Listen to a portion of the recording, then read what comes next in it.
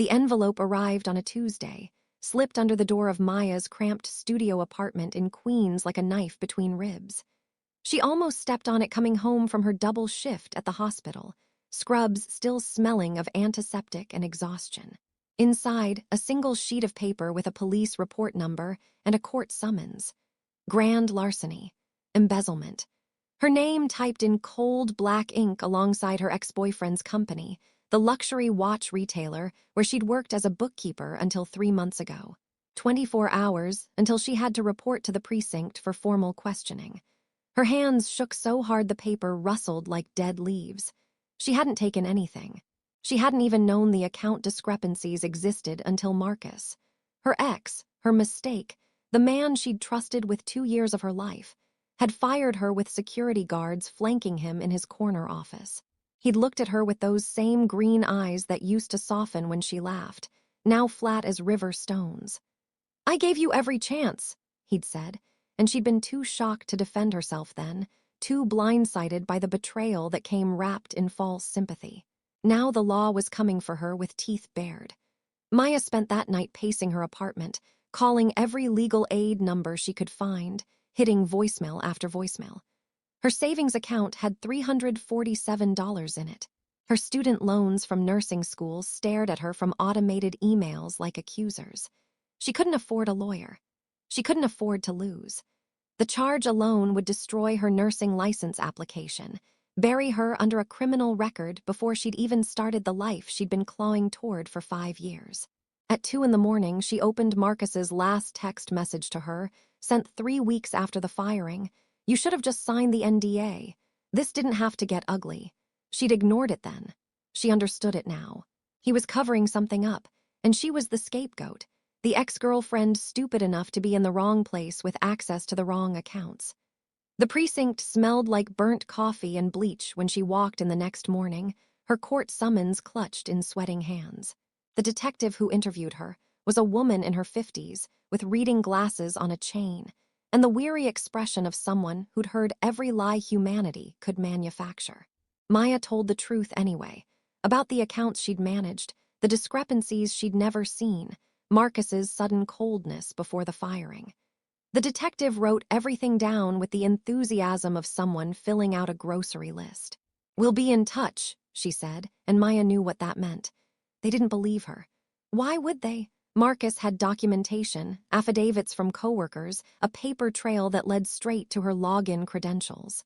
She walked out into the gray November morning feeling like she was drowning on dry land.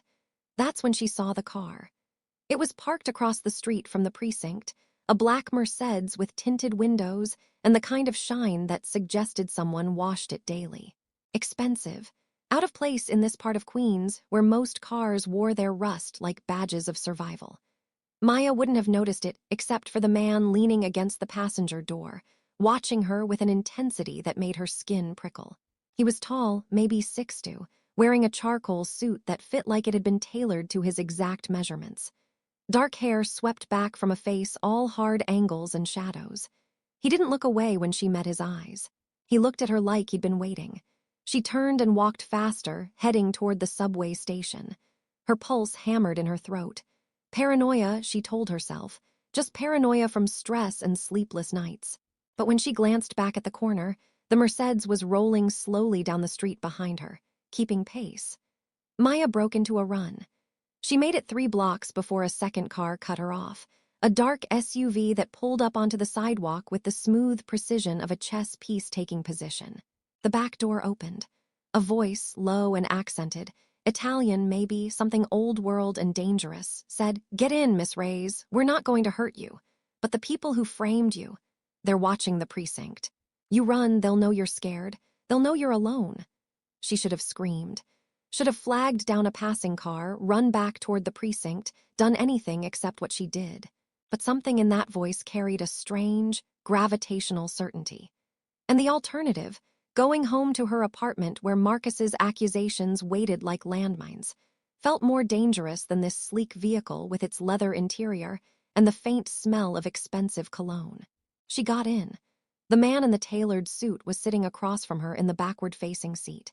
Up close, he was younger than she'd first thought, maybe late 30s, with the kind of face that would have been handsome if it weren't so carefully controlled. A scar ran through his left eyebrow, pale against olive skin. His hands were folded in his lap, and she noticed he wore a signet ring on his right hand, heavy gold-etched with some kind of family crest. "My name is Luca Vitale," he said as the SUV pulled smoothly into traffic. "I run certain operations in this city that your ex-boyfriend has been very foolish to interfere with." Maya pressed herself against the door. "I don't know what you're talking about. Marcus Chen has been laundering money through his watch business for 8 months. Luca's voice was calm, almost conversational, but his eyes never left hers. "Not for us, for the Volkov organization, Russian syndicate operating out of Brighton Beach. They approached him after he racked up gambling debts he couldn't pay. He agreed to move their cash through high-value watch sales, skim a percentage for himself, cook the books to hide the flow. You were his bookkeeper. You would have found the discrepancies eventually. So he framed you first, made you the thief, removed you from the board before you could expose him." The SUV made a turn, heading away from her neighborhood. Maya's breath came shallow and fast. "Why are you telling me this?" "Because Marcus stole from me too." Luca reached into his jacket slowly, deliberately, giving her time to see it wasn't a weapon, and pulled out a photograph. He handed it to her. It showed Marcus at a restaurant table with 2 men in tracksuits, one of them sliding a manila envelope across white tablecloth. The timestamp read 3 months ago. "That's Alexei Volkov and his lieutenant. 3 days after that meeting, $200,000 in merchandise disappeared from one of my legitimate shipping operations. Marcus helped them access our warehouse codes. He's been playing both sides, thinking he's clever enough to pit us against each other while he skims from the chaos." Maya stared at the photograph, her mind racing. "So you want revenge, and you grabbed me because I'm, what, bait? Leverage?" "No." Luca took the photo back, slipped it into his jacket. "I grabbed you because you're the only person who has legal access to Marcus's files. You worked for him. You have documentation of your employment, copies of the accounts you managed, passwords you might still remember. And you're facing charges that will destroy your life. You're motivated." He leaned forward slightly, and she saw something flicker in his dark eyes, not cruelty, but something almost like understanding. "I'm offering you a trade. You help me prove what Marcus has been doing, gather evidence, testify if necessary, and I make your charges disappear. I have contacts in the DA's office. I have lawyers who specialize in making inconvenient accusations evaporate. But more than that, I believe you're innocent." Those last 5 words hit her like a slap. Maya felt her throat tighten with unexpected emotion. "You don't even know me." "I know liars." Luca sat back, his expression unreadable again. "I've been surrounded by them my entire life. You're not one. You walked into that precinct terrified and told the truth even though you knew it wouldn't help you. That's either profound stupidity or genuine innocence. I'm betting on the latter." The SUV pulled up in front of a building Maya recognized, a corporate office tower in Midtown, glass and steel reaching toward a clouded sky. Luca opened the door himself, gestured for her to follow. "Come, I'll show you what we've gathered so far. Then you decide if you want to save yourself or keep drowning in Marcus's lies." She should have run then. Should have taken her chances with the law, with public defenders and courtroom battles. But something in Luca's voice had hooked into the part of her that was still fighting, still refusing to let Marcus win. And underneath the fear and the shock, a sharper emotion was beginning to crystallize. Rage. Rage at being used, discarded, framed like a disposable prop in someone else's criminal enterprise. Maya got out of the SUV and followed the Mafia boss into the tower. The office was nothing like she'd expected. No dark wood paneling or intimidating portraits, no visible weapons or threatening atmosphere. It looked like a legitimate investment firm. Open floor plan, glass-walled conference rooms, assistants moving between desks with tablets and coffee cups. Luca led her to a corner office with a view that stretched across Manhattan's jagged skyline. He gestured to a leather chair. "Sit. I'll have someone bring coffee." While they waited, he unlocked a drawer in his desk and pulled out a ledger. Not a computer file, an actual physical ledger, bound in dark leather, pages filled with handwritten entries. He set it in front of her. This is the record of every transaction Marcus facilitated for the Volkovs. Dates, amounts, buyer identities. Some real, some shell companies. I acquired it from a very unhappy accountant who decided cooperation was preferable to cement shoes. Maya flipped through the pages, her bookkeeper's eye catching the patterns immediately. Inflated invoices. Phantom sales. Inventory that appeared and disappeared like magic tricks. And there, scattered throughout, her login credentials, her digital signature on authorization forms she'd never seen. "He used my access," she whispered. "He made it look like I approved these." "Exactly." Luca's voice was grim. "He's meticulous, I'll give him that, but he made one mistake. He kept this ledger as insurance, probably against the Volkovs turning on him. Blackmail material. It proves the real scope of the operation, and it proves you were never part of it. Every entry that uses your credentials has a corresponding note in his handwriting showing the real recipient of the funds. He documented his own crime to protect himself from his partners." A woman in a pencil skirt brought coffee, set it down with a polite smile, and left without speaking. Maya wrapped her hands around the warm cup, trying to process what she was seeing. "This proves his guilt, but I still don't understand why you need me. You have the ledger. Why not just use it?" "Because the Volkovs don't know I have it yet.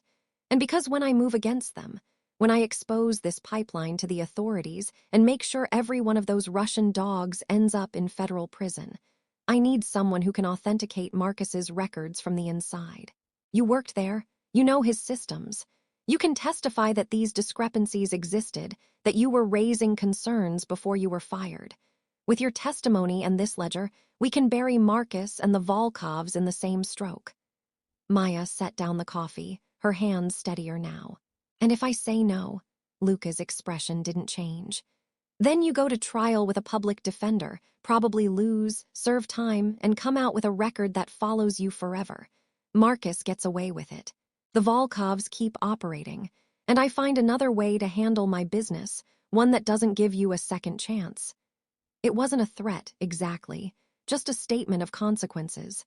Maya looked at the ledger again, at the evidence of Marcus's betrayal written in his own careful hand. She thought about the summons in her purse, the $347 in her bank account, the nursing career she'd fought for that was already slipping through her fingers. She thought about Marcus's face when he'd fired her, that cold assessment that had replaced the warmth she'd once trusted. "What do you need me to do?" Luca's smile was brief, sharp as a knife edge. "First, we get you a real lawyer. My lawyer. He'll handle the DA, start building your defense, make sure those charges get suspended pending investigation. Then we go through your old files, anything you took from the office, emails, records. We build a timeline that shows you were excluded from the real transactions. And then," he paused, his dark eyes locked on hers, "then you help me find where Marcus keeps his backup files. Because if we're going to do this, we're going to do it completely. No half measures, no escape routes for him." Maya took a breath that felt like the first real air she'd drawn since opening that envelope. "Okay, I'm in." Over the next week, Maya learned what it meant to have the resources of an organized crime family behind you. Luca's lawyer, a sharp-dressed man named Giordano who charged $800 an hour and treated the DA's office like his personal negotiating table, got her charges suspended within 48 hours pending further investigation. The judge granted it reluctantly, but granted it. Suddenly Maya could breathe again, could sleep without dreaming of prison cells and ruined futures. But the reprieve came with a price.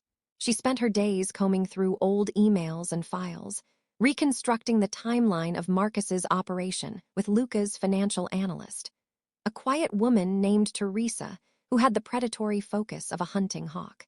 They worked in a conference room at Luca's office building, whiteboarding connections, tracking money flows, identifying which transactions were legitimate and which were Volkov fronts. Maya's bookkeeping skills had never been used for anything like this, but they translated perfectly. Numbers didn't lie, and Marcus's numbers were screaming his guilt from every manipulated entry. Luca was there every day, reviewing their work, asking questions that cut straight to the weaknesses in their case.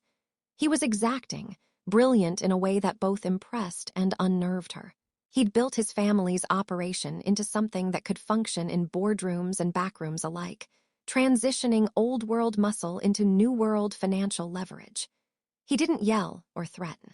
He simply expected excellence, and people around him rose to meet it or disappeared from his orbit. And sometimes, late at night when everyone else had gone home, he'd sit across the conference table from Maya and they'd talk about things that had nothing to do with ledgers or testimony.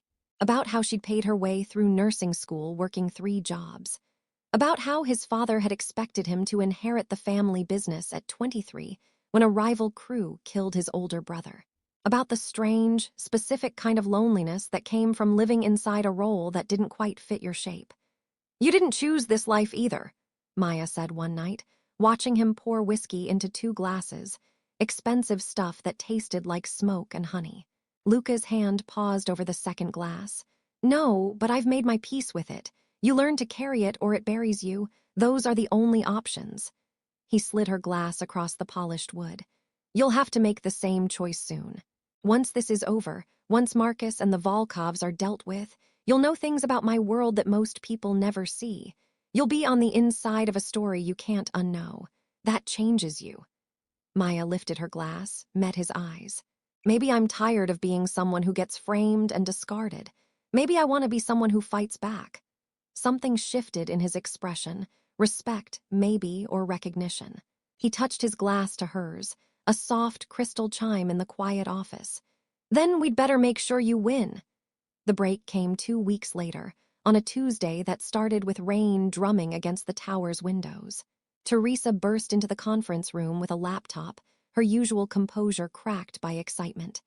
"I found it, the backup server. Marcus has a private cloud account registered under his mother's maiden name, Chen registered as Chen Liu. He's been uploading copies of every transaction there, everything, the real books." Luca was on his feet immediately. "Can you access it?" "Not remotely. He's got 2-factor authentication tied to his personal phone." But Teresa looked at Maya. "He used to let you use his office computer, didn't he? When you were together?" Maya nodded slowly, understanding where this was going. "Sometimes, for inventory checks or quarterly reports. His desktop stays logged into most of his accounts. Then we need to get you into that office." Luca was already pulling out his phone, texting rapid-fire messages. "Tonight, after hours. Can you get in?" Maya thought about the watch retailer's security system, the cameras and keycard locks, the night security guard who did rounds every 2 hours. "Maybe, if the guard is someone I know. If I have a reason to be there." She looked at Luca. "You understand this is breaking and entering. If we're caught, we won't be caught." His certainty was absolute, the voice of someone who'd planned and executed 100 operations more dangerous than this. "I'll have people positioned around the building. Cameras will loop. Guard will be distracted. You'll have 12 minutes from entry to exit. Get to his office, access that cloud account, download everything to this." He handed her a small thumb drive, matte black and unmarked. "Then walk out like you forgot something at your old desk. Simple." Nothing about this felt simple, but Maya took the thumb drive, felt its weight in her palm like a promise or a threat. What if Marcus is there? He won't be.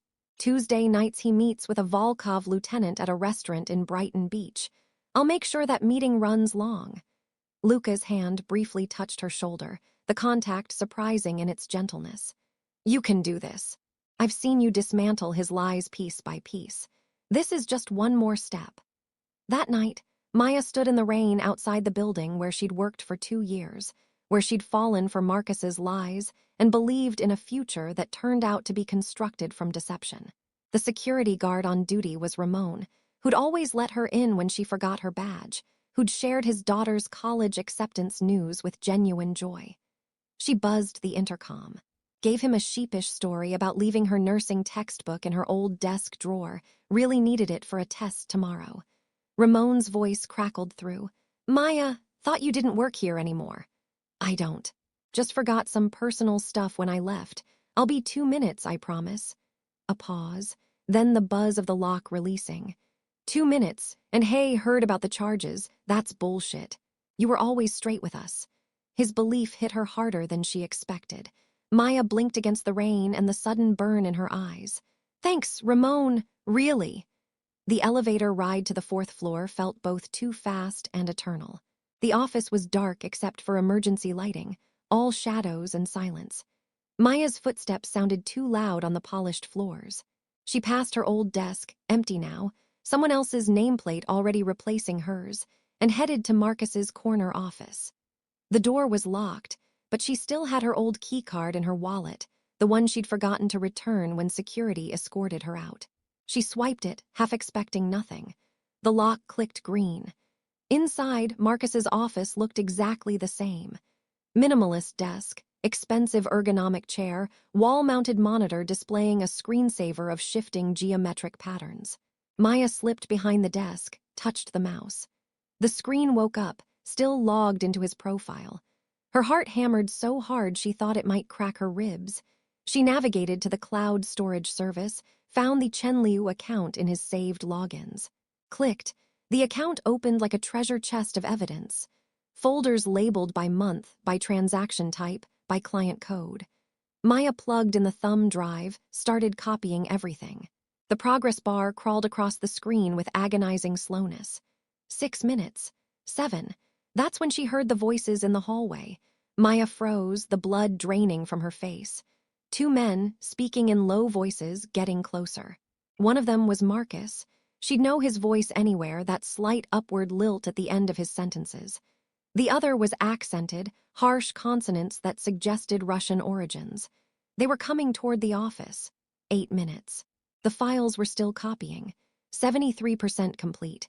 Maya looked around wildly for somewhere to hide. The desk was glass, no cover. There was a closet against the far wall where Marcus kept spare jackets and client gift bags. She yanked the thumb drive free, 78% now, and dove for the closet, pulling the door nearly shut just as the office door opened and lights blazed on. Through the crack in the closet door, she watched Marcus enter with a man built like a concrete block, shaved head and neck tattoos creeping above his collar. The Volkov lieutenant. Marcus looked agitated, running a hand through his hair. I'm telling you, the books are clean. If Vital had anything real, he would have moved already.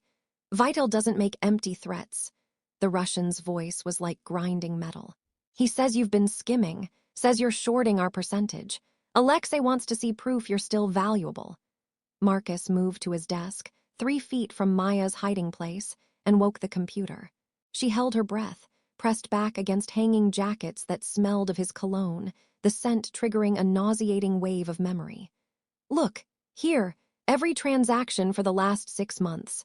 Amounts, transfers, your cut, it's all there. I'm not skimming. Vital's just trying to squeeze you out so he can take over the route himself. The Russian leaned over the desk, studying the screen. Maya watched through the crack, saw Marcus's finger hovering over the keyboard. Saw him glance at the computer system tray where a notification icon showed. External storage device EJECTDUNSAFELY. His eyes widened. Just slightly. Just enough. Marcus looked up, looked around the office. Looked directly at the closet. There's someone here, he said quietly. The Russian's hand went to his waistband, came up with a gun. Maya's world contracted to the thundering of her pulse in her ears. The closet door slammed open, fluorescent light blinding after the darkness. The Russian grabbed her by the arm, yanked her out with brutal efficiency.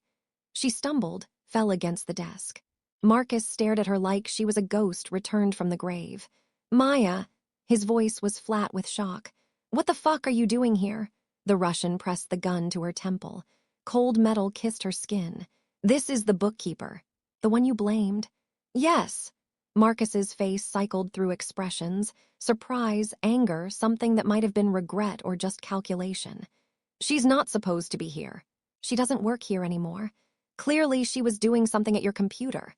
The Russian's grip on her arm was turning her circulation numb. What did you take? Maya's hand was still clenched around the thumb drive in her pocket. She thought about Luca, about the evidence, about the charges that would bury her if this went wrong. She thought about nursing school and stupid dreams and being someone's disposable scapegoat. And she thought, I'm not dying in this office for Marcus's sins. I was getting proof, she said, voice steadier than she felt. Proof that Marcus framed me, That he's been laundering money for you and skimming from Vital and playing both sides while I take the fall. I work for Vital now. He sent me. The lie hung in the air like a thrown blade. Marcus went pale. The Russian's grip loosened fractionally as he processed the implications. In that half-second of uncertainty, Maya heard something outside the office, footsteps, fast and purposeful. The door burst open. Luca swept in with 3 men behind him, all armed, all moving with the practiced coordination of a military unit. The Russian tried to swing his gun toward the new threat, but Luca was faster, his own weapon already aimed center mass.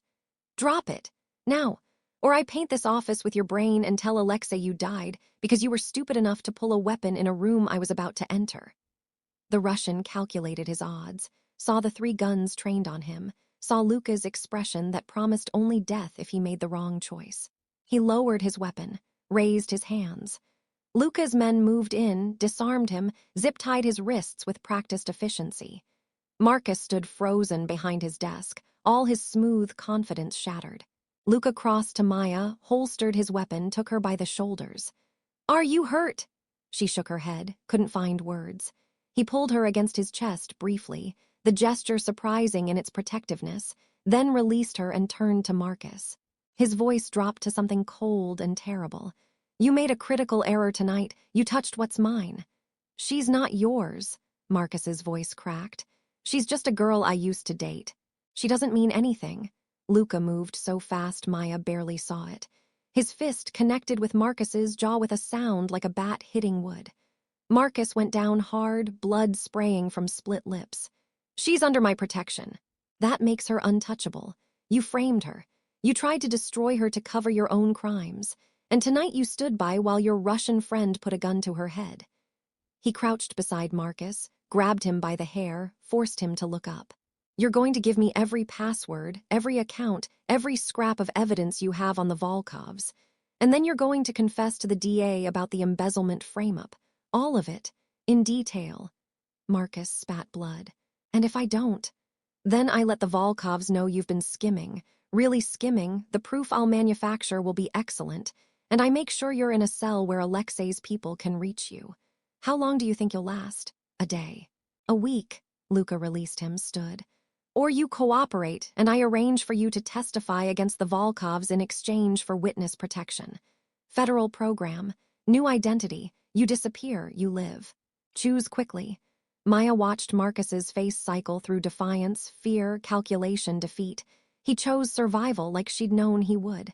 He always chose the path that preserved his own skin. "Okay," he whispered. "Okay. I'll do it." Luca gestured to his men. "Take them both. Separate locations. I want statements from each by morning. And call Giordano, tell him we need federal cooperation papers drafted tonight. This goes to the FBI as a RICO case within 24 hours. As they hauled Marcus and the Russian out, Marcus looked back at Maya one last time. There was nothing in his eyes now. No hate, no regret, just the empty realization that his game was finished. She felt nothing watching him go. The man she'd loved had never really existed. He'd been a mask over a machine that calculated profit and loss, and she'd simply been one more asset to be liquidated when convenient. Luca waited until the office was clear, then turned to her. "You got the files." Maya pulled out the thumb drive, handed it to him. "Not all of them, maybe 80%. That's enough." He pocketed it, then studied her face. "You lied to the Russian, told him you work for me. That was smart, dangerous, but smart." I panicked. Her hands were starting to shake now, adrenaline crash coming on hard. "I thought he was going to kill me." "He might have. If I hadn't been monitoring the security feeds and seen them enter." Luca's hand found hers, steadied the trembling. "You shouldn't have had to face that. This was supposed to be simple." "Nothing about this has been simple." Maya met his eyes, saw something there she hadn't noticed before, concern, real and unguarded. "Why did you say I was yours?" "To Marcus." Luca was quiet for a long moment. The office hummed with air conditioning and distant city noise. "Because it's true," he said finally. "Because from the moment I saw you walk out of that precinct, I knew you were someone worth protecting. And because in my world, the only way to keep someone safe is to make it known they're under your personal protection." It's a claim, a line drawn. No one crosses it without answering to me. Is that all it is? A protection claim? His thumb traced across her knuckles, the touch careful, almost reverent. No, but anything more than that is your choice to make. You didn't choose this world, Maya. I won't trap you in it just because I... He stopped himself, shook his head. We should go. This building will have police soon. The files are enough to start the federal case, but we need to move quickly. They left through a service exit, Luca's men moving ahead to clear the path. The rain had stopped, leaving the city washed and glistening under streetlights. Maya sat in the back of the SUV, watching Manhattan's lights blur past the window, and realized that she'd crossed a threshold tonight. There was no going back to the person she'd been 2 weeks ago, the woman who believed in following rules and trusting the system. That woman had been framed, discarded, nearly killed. This new version, the one who'd stolen evidence and lied to armed criminals and allied herself with a mob boss, was someone different. Someone harder. Maybe someone who could survive.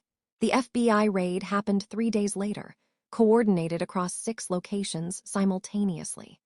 They hit the Volkov operations in Brighton Beach, Marcus's watch retailer, 3 shell companies, and a warehouse Luca's intelligence had identified as the central distribution hub. The news networks covered it breathlessly. Major organized crime bust. Russian money laundering ring exposed. Federal task force takes down multi-million-dollar operation. Maya watched from Luca's office as the footage rolled, saw Marcus in handcuffs being walked to a federal van, saw the Russian lieutenant shouting in his native language as agents carried out boxes of evidence. Giordano called with updates throughout the day. Marcus had flipped completely, given up everything in exchange for witness protection.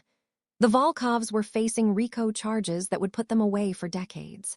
And the DA had dropped all charges against Maya with a formal apology. Her name cleared, her record expunged. A note in the file about her cooperation with the federal investigation.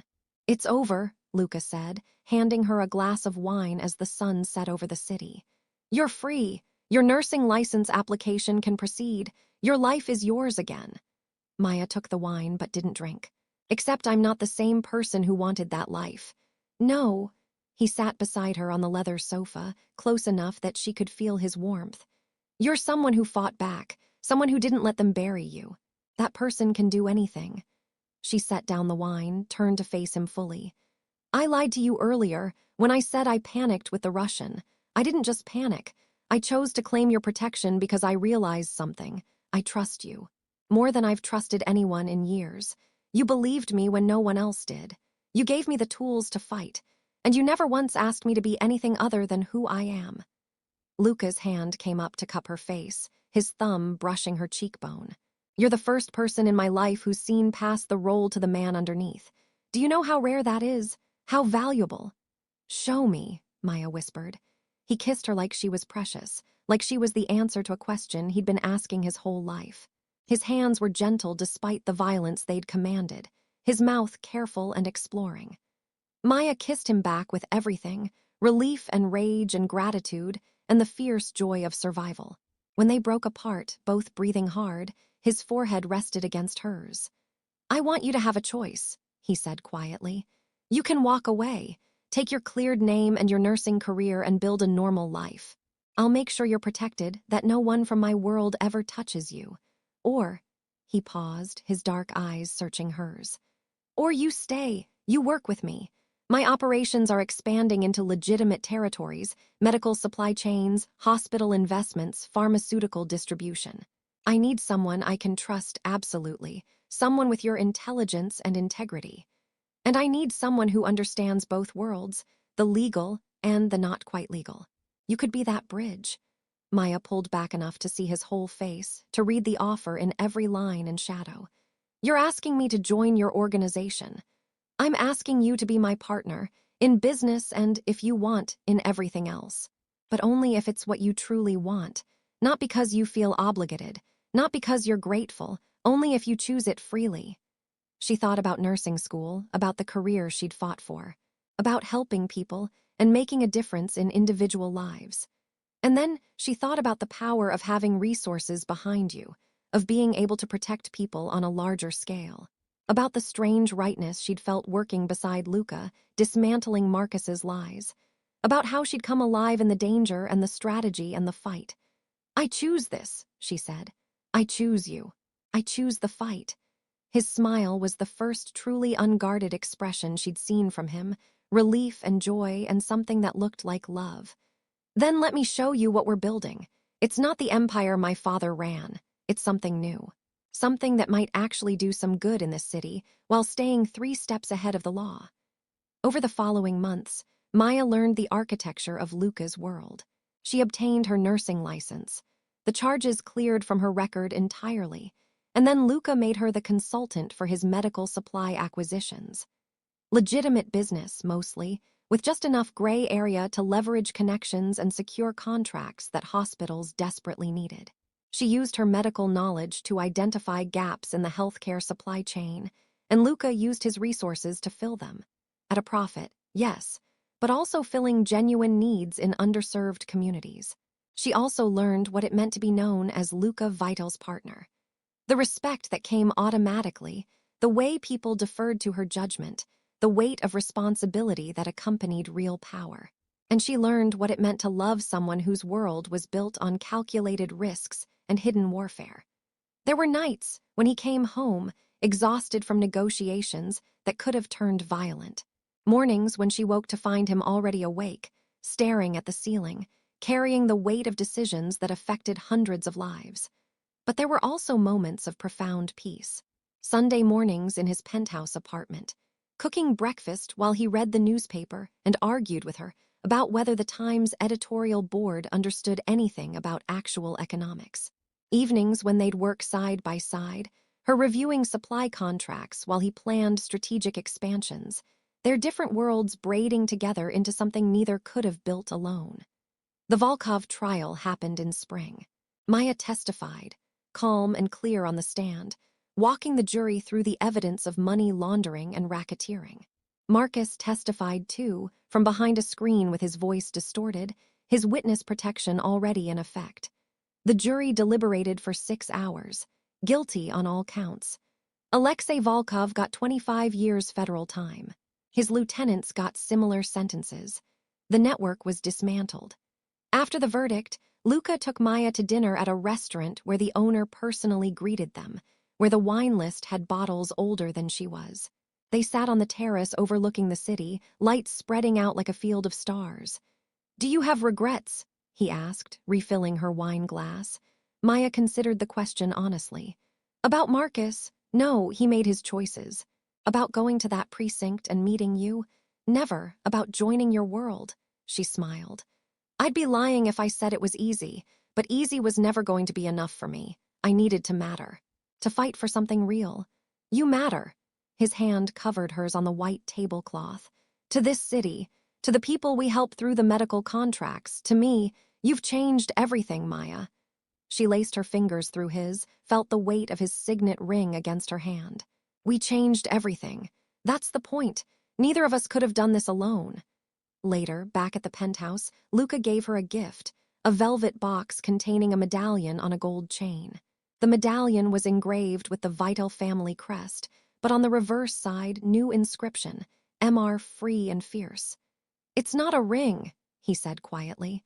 "Not yet. I know you need time to be sure this is the life you want. But it's a promise that you're mine to protect, and I'm yours to keep honest." Maya fastened the chain around her neck, felt the medallion settle against her heart. "I am sure. I've been sure since the night you pulled me into that SUV and believed me when everyone else thought I was a thief. But I like that you're asking anyway. I like that you always give me the choice." He pulled her close, kissed her temple. "Then choose me, every day, and I'll choose you. We'll build something that lasts." They stood at the penthouse windows, looking out over the city they were reshaping together. Somewhere down there, Marcus Chen was living under a new name, probably still calculating angles and looking for the next mark. Somewhere, the Volkovs were beginning decades of federal prison time. And somewhere, a nursing student who'd been framed and discarded had become a woman who'd fought back and won, not just her freedom, but a power and purpose she'd never imagined. Maya touched the medallion at her throat and smiled. Her ex had framed her for theft, destroyed her life without a second thought. But the mafia boss had believed her innocence and given her the tools to dismantle the lies. And in the process, she'd found something more valuable than vindication. She'd found herself, the fierce, strategic, unbreakable version who refused to be anyone's victim ever again. Outside, the city glittered with possibility.